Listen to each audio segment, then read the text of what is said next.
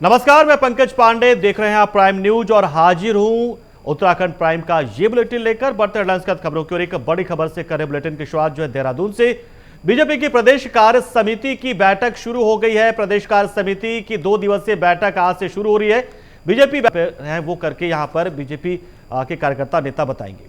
और खबर डोईवाला से, जहां पर देहरादून डीएम सोनिका सिंह ने आज जॉली ग्रांट एयरपोर्ट और रानी पोखरी में चल रहे कार्यों का स्थलीय निरीक्षण किया। आगामी 25 मई को जॉली ग्रांट एयरपोर्ट पर G20 सम्मेलन में हिस्सा लेने के लिए देश और विदेश के तमाम मेहमान उत्तराखंड के 3 दिवसीय दौरे पर रहने वाले हैं। जॉली ग्रांट एयरपोर्ट से लेकर ऋषिकेश तक मेहमानों के भव्य स्वागत के साथ ही उत्तराखंड की संस्कृति से रूबरू कराने के लिए इन दिनों युद्ध स्तर पर सौंदर्यीकरण का काम चल रहा है। तमाम विभागों की ओर से ये कार्यों को देहरादून की जिलाधिकारी जो है वो करवा रही हैं, विभागों की ओर से उनका मॉनिटर कर रही है सोनिका सिंह। और इसी कड़ी में स्थलीय निरीक्षण के लिए वो पहुंची थी और बचे हुए कार्यों को जल्द पूरा कराने के निर्देश उन्होंने अधिकारियों को दिए। इस मौके पर वहीं निरीक्षण के दौरान डोईवाला के एसडीएम शैलेंद्र सिंह नेगी, तहसीलदार मोहम्मद शादाब के साथ विभागीय अधिकारी भी मौजूद रहे। तो जॉली ग्रांट एयरपोर्ट का निरीक्षण इसी दौरान किया गया। बता दें आपको कि G20 समिट की एक और बैठक उत्तराखंड में होने जा रही है। इससे पहले रामनगर में ये बैठक हुई थी, अब एक बार फिर से ये बैठक होने जा रही डोईवाला में। तो यहाँ पर इस बार तैयारियाँ की गई हैं। जॉली ग्रांट एयरपोर्ट को ठीक किया जा रहा है। साथ ही यहाँ पर जो कटआउट से लेकर तमाम तरह की जो चीज़ें सुविधाएं हैं, नागरिक सुविधाएं हैं या फिर सौंदर्यीकरण का काम है, वो सब कुछ चल रहा फिलहाल, क्योंकि यहाँ पर एक बार फिर से एक बैठक एक मुद्दे को लेकर होने वाली है। और इसी के मद्देनज़र रानी पोखरी, जॉली ग्रांट, इन तमाम इलाकों को सुंदर बनाया जा रहा है। 3 दिनों तक यहाँ पर देश विदेश के प्रतिनिधि मौजूद रहेंगे, चर्चा करेंगे दुनिया के उन तमाम मुद्दों को लेकर जो कहीं ना कहीं तमाम देशों के लिए एक बड़ी समस्या बने हुए हैं। तो ऐसे में उन प्रतिनिधियों को एक बेहतर उत्तराखंड की झलक देखने को मिले, एक सुंदर उत्तराखंड देखने को मिले, ये कोशिश पूरी रहेगी। उत्तराखंड को वो जान पाएँ, समझ पाएँ, खान पान से लेकर संस्कृति तक को, इसी की तैयारी की जा रही है। शोकेस यानी कि पूरा का पूरा उत्तराखंड कैसे शोकेस हो जाए उन मेहमानों के सामने, ये कोशिश। और खबर दिनेशपुर थाना क्षेत्र के अंतर्गत कालीनगर गांव से है, जहां एक व्यक्ति ने थाने में अपनी नाबालिग बेटी की गुमशुदगी की तहरीर 14 दिन पहले ही दी थी। पुलिस ने गुमशुदगी की रिपोर्ट दर्ज तो कर ली थी, लेकिन पुलिस मुकदमा की सूचना पर छानबीन करते हुए लड़की को एक युवक के साथ रामपुर से बरामद कर चुकी है। आरोपी कालीनगर गांव का ही निवासी है और पहले से ही शादीशुदा है। वहीं पुलिस ने कार्रवाई करते हुए युवक को हिरासत में लेकर पीड़िता के बयान पर कार्रवाई करते हुए पॉक्सो एक्ट के तहत मामला दर्ज कर जेल भेज दिया है। इस दौरान थानाध्यक्ष अनिल उपाध्याय ने कहा कि नाबालिग लड़की के बयान के आधार पर मुकदमा दर्ज कर लिया गया है। अभियुक्तों को पॉक्सो एक्ट के तहत आईपीसी की विभिन्न धाराओं के समक्ष न्यायालय में पेश किया जा रहा है। बता दें कि शादी का झांसा देकर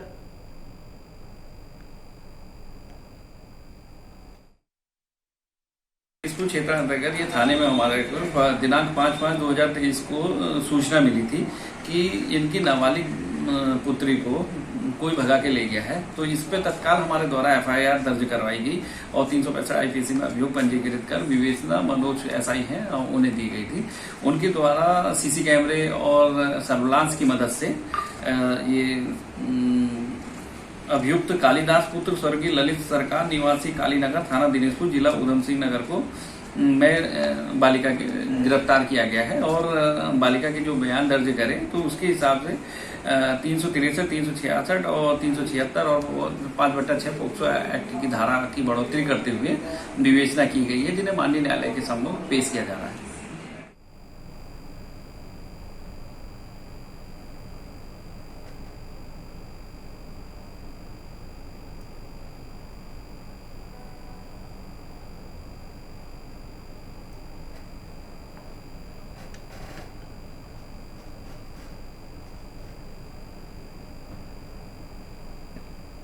तो नाबालिग का शादी का झांसा देकर उसका अपहरण कर लिया गया था, जिसके बाद पुलिस ने मुकदमा कायम किया, छानबीन शुरू की और नाबालिग लड़की को सही सलामत बरामद कर लिया गया और परिजनों के हवाले किया गया। साथ ही आरोपियों को पकड़ लिया गया है और पॉक्सो एक्ट के तहत मामला दर्ज किया गया है।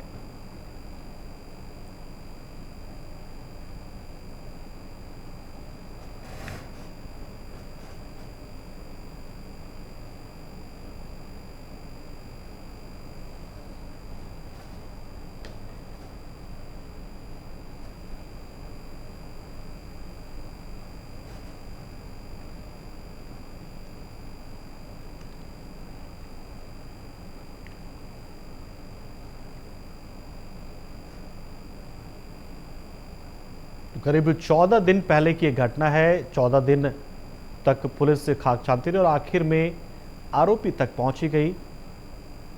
लगातार मॉनिटर किया जाता रहा और आखिर में पुलिस इस तक पहुंची और नाबालिग को सही सलामत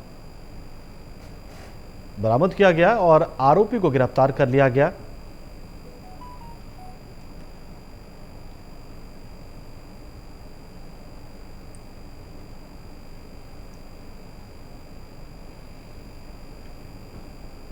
तो नाबालिग को शादी का झांसा देकर कैसे बहला फुसला कर ले गया था ये आरोपी को अब अरेस्ट कर लिया गया है। पॉक्सो एक्ट के तहत मामला दर्ज किया गया था। देहरादून से खबर है, देहरादून से काठगोदाम तक चलेगी वंदे की संख्या 1,32,000 थी, यानी करीब करीब 2.5 लाख छात्र छात्राओं के परिणाम आएंगे जो उनके भविष्य की रूपरेखा तय करेंगे कि वो आगे क्या करने वाले हैं, किन विषयों में उनको अच्छे नंबर आए हैं, किन विषयों में उनकी रुचि है। क्योंकि 10वीं के बाद ही चीज़ें स्पष्ट हो पाती हैं कि आप किस सेक्टर में जाना चाहते हैं, किस सेक्टर में आपका जाना आपके लिए बेहतर होगा, माने किन विषयों के साथ आप आगे जाएंगे तो फिर किस सेक्टर में आप जा सकते हैं, आप तय कर पाते हैं 10वीं के बाद ही। 12वीं के बाद भी स्थिति ऐसी रहती है, लेकिन फिर भी 10वीं के बाद जब आप पास कर लेते हो तो 12वीं में कम से कम आप तय कर लेते हैं कि आप आर्ट्स स्ट्रीम से आगे बढ़ने वाले हैं या साइंस से आगे बढ़ेंगे या फिर कॉमर्स के साथ बढ़ेंगे। तो फिर वही तय हो जाता है कि आप मेडिकल इंजीनियर के क्षेत्र में जा रहे हैं या एकेडमिक के क्षेत्र में जाएंगे या आप जाएंगे कॉमर्स के क्षेत्र में, यानी कि आप चार्टर्ड अकाउंटेंट या कॉस्ट अकाउंटेंसी जो भी आप बनना चाहें वो आप कर पाएंगे। तो इस तरीके से तय होता है। तो इंतजार इसलिए इस बात का रहता है छात्रों को, अभिभावकों को भी खासतौर से 10वीं के नतीजे ज़्यादा महत्वपूर्ण हो जाते हैं। हालांकि 12वीं के बाद भी आपकी जो पढ़ाई है वो आगे जाती है, लेकिन 10वीं में तय हो जाता है कि आप क्या बनने वाले हैं, क्या बनना चाहते हैं, क्या बन सकते हैं।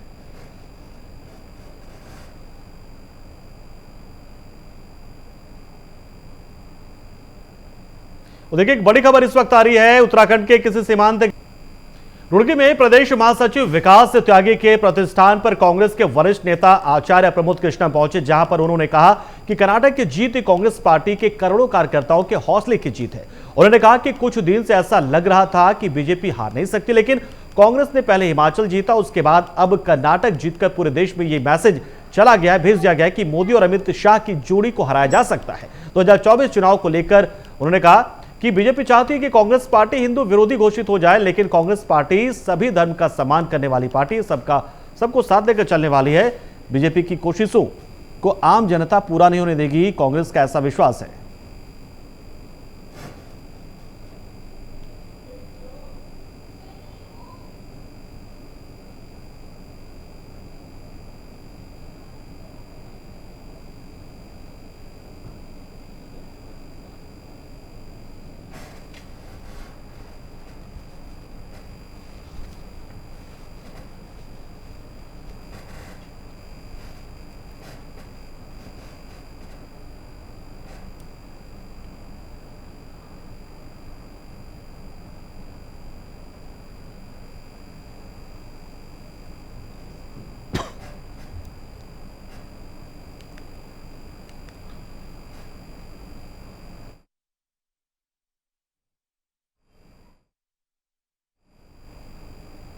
तो प्रमोद कृष्णम यहां पर पहुंचे और उन्होंने बताया कि अब हम पूरी ताकत के साथ लोकसभा चुनाव में उतर रहे हैं, हमें काफी ऊर्जा मिली है कर्नाटक और हिमाचल के जीतने के बाद।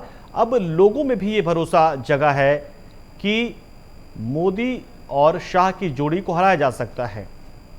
और खबर धनौल्टी से है, जहां पर उत्तराखंड सीएम ने वर्ष 2025 तक प्रदेश को नशा मुक्त उत्तराखंड बनाने के लिए दिशा निर्देश दिए हैं। वहीं टिहरी में नवनीत सिंह जो कि वरिष्ठ पुलिस अधीक्षक है जनपद के टिहरी गढ़वाल के, उनकी ओर से अवैध नशे की बिक्री और मादक पदार्थों की तस्करी की रोकथाम के लिए एक विशेष अभियान चलाया गया है, जिसमें सभी थाना प्रभारियों को अवैध नशे की तस्करी के विरुद्ध सख्त कार्रवाई के निर्देश दिए गए। फिलहाल पुलिस ने नशा मुक्ति को लेकर पहाड़ों में डोडा पोस्ते की खेती करने वालों के विरुद्ध एक और बड़ी कार्रवाई की।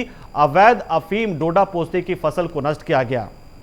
तो देखिए धनौल्टी में सीएम के दिशा निर्देश के बाद ये बड़ी कार्रवाई, जिसमें अफीम की खेती की गई थी, इसे खत्म किया गया। इनकी अफीम के फसल को, जो कि डोडा पोस्ता की फसल होती है, इसको नष्ट किया गया है।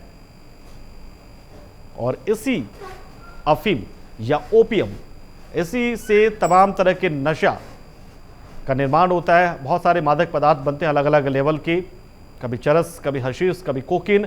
अलग अलग तरीके से इसको जब फिल्टर किया जाता है या रिफाइन किया जाता है तो ये तमाम नशा इसी से बनता है। और इसीलिए शुरुआत में ही इनकी खेती को अगर नष्ट कर दिया जाए तो फिर इसकी खेती नहीं हो सकती है, और जब खेती नहीं होगी तो फिर उत्पादन नहीं होगा।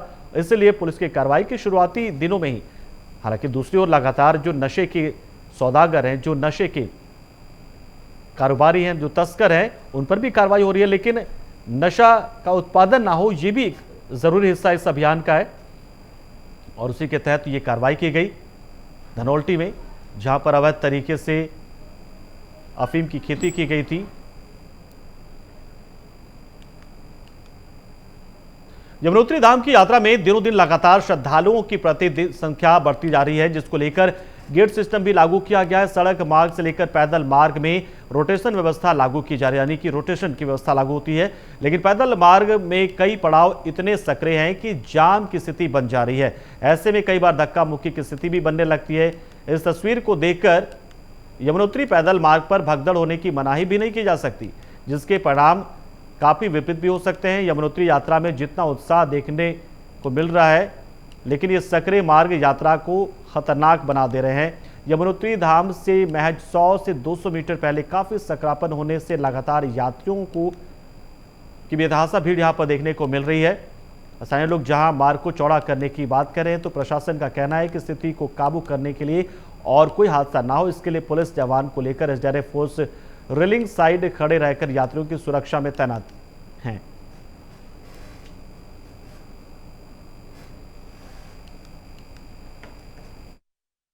पैदल मार्ग है जानकीचट से यमुनोत्री, उसमें जो यात्रियों को परेशानियां हो रही हैं, वो मार्ग संकरा होने के कारण यात्रियों को पैदल चलने में दिक्कतें हो रही। मेरा उत्तराखंड सरकार, धामी सरकार से हाथ जोड़कर अनुरोध है, और देश के यशस्वी माननीय प्रधानमंत्री जी, आपके गुजरात के तमाम श्रद्धालु यहाँ पर आते हैं, उनको तमाम कठिनाइयों का सामना संकरा मार्ग होने की वजह से करना पड़ता है। इसलिए आपसे हाथ जोड़कर अनुरोध है कि आप इस पैदल मार्ग को 5 फीट अतिरिक्त चौड़ीकरण अगर करेंगे तो जिससे जो पैदल चलने वाले यात्री हैं उनको समस्याओं का सामना नहीं करना पड़ेगा और धक्का मुक्की नहीं लगेगी, उनको पैदल चलने में सुविधा उपलब्ध होगी।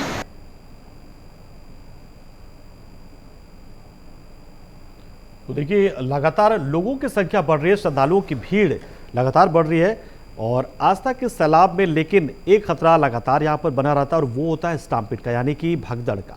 और ऐसी स्थिति से निपटने के लिए यहाँ पर कहीं ना कहीं रेलिंग का इस्तेमाल किया जा रहा है, क्यू कॉम्प्लेक्स का निर्माण भी किया जा रहा है ताकि भीड़ को नियंत्रित किया जा सके, श्रद्धालुओं को नियंत्रित किया जा सके।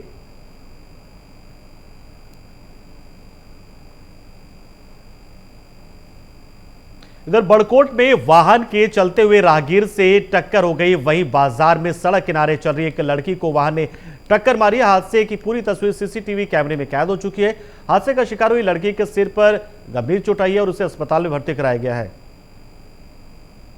तो आप देखिए कैसे चलती गाड़ी एक राह चलते, जबकि लड़की साफ तौर पर आप देख सकते हैं कि एकदम सड़क के किनारे में चल रही है, लेकिन कहीं ना कहीं देखिए लड़की एकदम किनारे है सड़क, ऐसा भी नहीं कि वो सड़क के बीच में है, लेकिन यहीं पर ये तेज गति से आता एक वाहन है जो इस लड़की को धक्का मारता है और इसमें युवती बुरी तरीके से घायल हो गई है।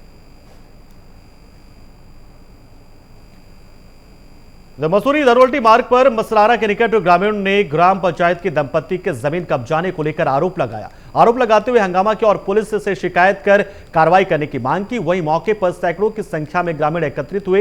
इस मौके पर ग्राम प्रधान बबीता सजवान ने बताया कि ग्राम पंचायत की जमीन पर बाहर से आकर लोग कब्जा कर रहे हैं। कई बार शिकायत करने के बाद भी उनके खिलाफ कोई कार्रवाई नहीं की जा रही है। वहीं ग्रामीण महेंद्र सजवान का कहना है कि उन्होंने इस मामले में आला अधिकारियों को भी लिखित रूप में शिकायत की, लेकिन इस पर अब तक कोई संतोषजनक कार्रवाई नहीं की गई है।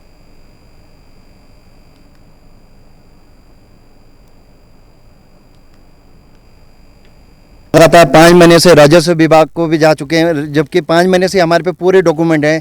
एसडीएम साहब के भी हैं, तहसीलदार साहब के भी हैं और लेखपाल साहब के, और मसूरी से भी कई बार एसडीएम साहब के निर्देश भी है कि जब तक इसका डिमार्केशन ना हुआ तब तक यहाँ काम नहीं किया जाए। ये कम से कम 1 महीने पहले का वो आदेश कराया है, लेकिन फिर भी ये माफिया अपनी ऊंची पहुंच और पैसों के दम पे ये लगातार कार्य कर रहे हो, आज भी नहीं मान रहे। बल्कि कल नोटिस मिला था पुलिस वालों के द्वारा, तभी भी ये काम किया जा रहा है। ये देखो, आप देख सकते हो।